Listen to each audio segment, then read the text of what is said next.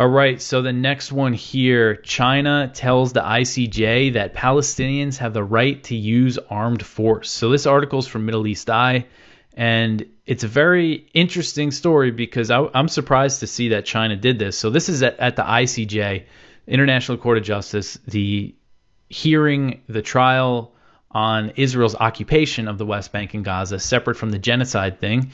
We know what the U.S. did. They went and told the court, you better not call for an end to the Israeli occupation. Don't do that.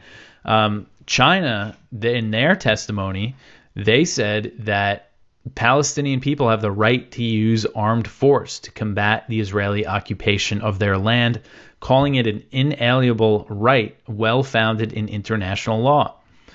And if you do look at international law, people under military occupation or blockade do have the right to self-defense.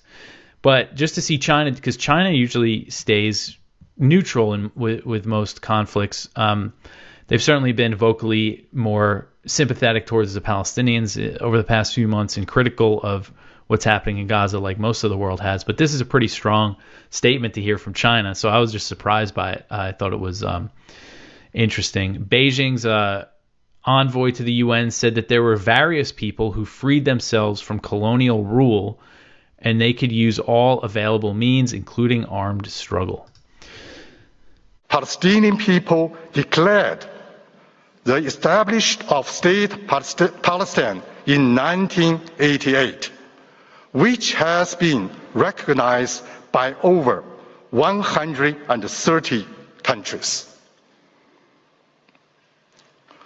In pursuit of the right to self-determination, Palestinian people use force to resist foreign oppression and complete the establishment of an independent state.